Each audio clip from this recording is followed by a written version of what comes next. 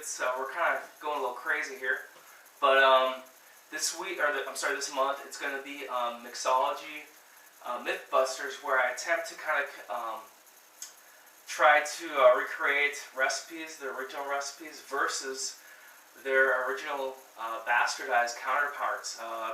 The reason being, a lot of classic cocktails have deviated so much into their current version of today that the drinking public is somewhat uninformed, and they kind of get not really tricked, but actually just it's been this. They've deviated so much that they just don't know the difference. So I'm going to compare the recipes and drink the two to kind of notice the somewhat subtle differences. Some of the differences are just they use mixers instead of fresh ingredients, and that makes a big difference in the taste. With the industrialized products like the sour mix they have nowadays, it's made with high fructose corn syrup, and it's going to have just a marked difference in comparison to the classic recipes. So the one I'm going to be doing this week is going to be the Mai Tai, and I'm going to use the Mai Tai. Actually, just a little bit of history. I'm going to keep it really brief because I got two cocktails to make. I don't want to make this too long. But it was created by Trader Vic Bergeron, and I'm going to go ahead and start it right now. So the classic recipe, it's going to call for an ounce of fresh squeezed lime juice,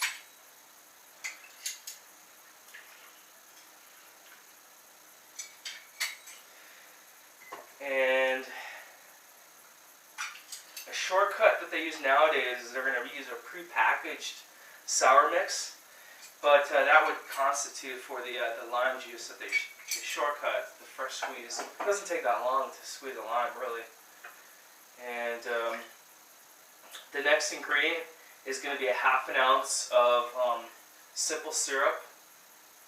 And then, that was a quarter ounce of simple syrup. Then a quarter ounce of orgeat syrup. I have some of my old homemade orgeat syrup here.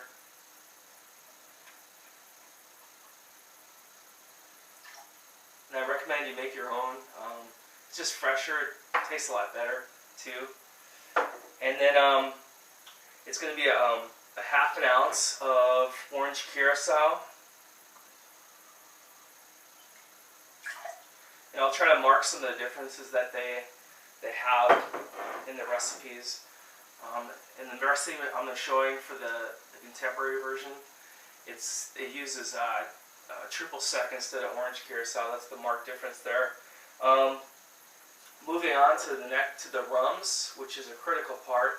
You're going to use an ounce of aged Jamaican rum. I'm going to use Myers Dark. You can find several different brands for this. Smith & Cross makes a fine aged Jamaican rum. The next one, I had to flub on the recipe here a little bit, just because I had a hard time finding it. And I just ran out of time, but the recipe does call for 1 ounce of an amber Martinique rum. They suggest St. James or Clement for the brand. So if you can find anywhere, that would be the most correct. I had to use an aged Puerto Rican rum, so you just use an ounce of that. But once again, the classic recipe calls for an amber Martinique, so just for record, that's what you want to use if you're trying to recreate that. Now I'm going to hold off here for a second on actually shaking and straining it. I want to go ahead and make the bastardized version. So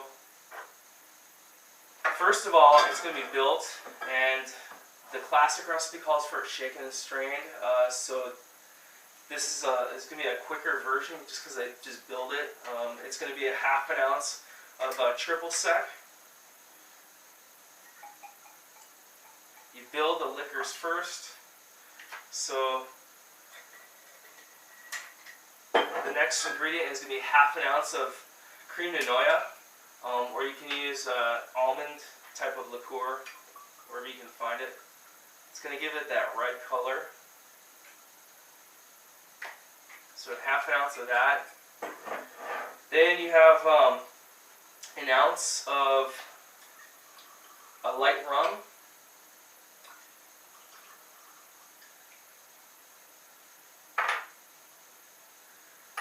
And then, so you're just building that, and then you're going to top it off with pineapple juice, equal parts, and sour mix.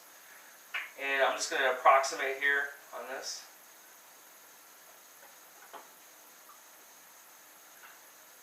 And you leave a little bit on top for the float of Myers. Look at that nuclear color of that sour mix. I don't know. I wouldn't use it, but hey, you know. So there you go. And then you float a half an ounce of Myers on top of that. So there you go. That's the bastardized version. And he's put a straw in it. Now I'm going to go ahead and shake and strain the classic recipe.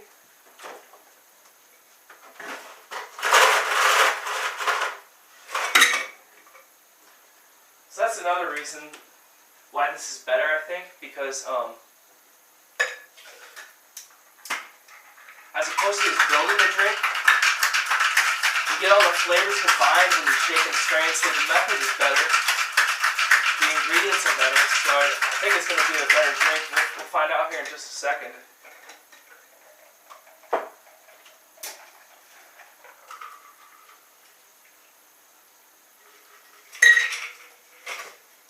There you go, you got that nice.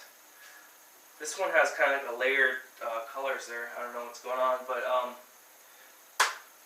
you get your fresh sprig of mint, so you get those nice mint aromas coming. It just looks a lot better, the presentation.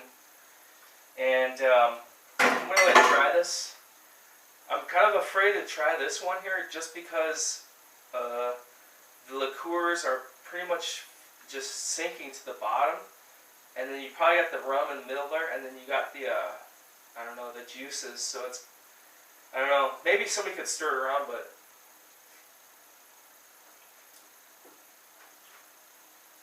yeah, not too good.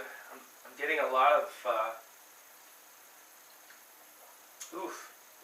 the triple sec and the cream and oil just sitting in the bottom there. I guess I could stir it up and try to get some kind of flavors going. This is kind of what happens when you don't shake and strain. You just got to do it like this, I guess.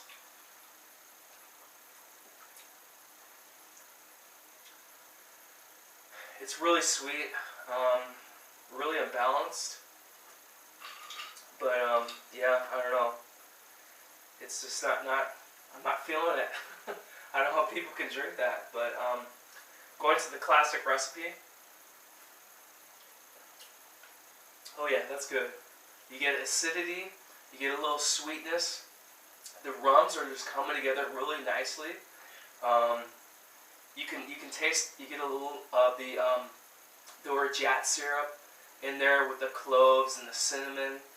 You just got a lot going on here. A lot of good flavors. The spices coming through. The cloves, like I said, on that the orgeat syrup draws the rums together and gets them to like dance in the cup, as opposed to this sweet madness. The clear winner is, it's got to be the classic version. I mean, if we went on the street and tried this, I'm sure people would agree with me. But unless you love drinking like Sex on the Beach, you might like that one. But if you like a good classic cocktail, the classic Mai Tai recipe just cannot be beat. And I encourage you, if you're a casual drinker, try this sometime and really compare the two. You'll be enlightened. So that's about it, guys. I'd like to try this out in the street sometime, maybe as a social experiment, and see what people really think. That's the true test as to what it is. I mean, I can give you a subjective review, but kind of like I did there. But that's a true test. I kind of wanted to show you kind of compare the two, and hopefully, you know, you come away with your own decision. So other than that, just here are the two versions right here, as you can see on the close-up, and thank you very much.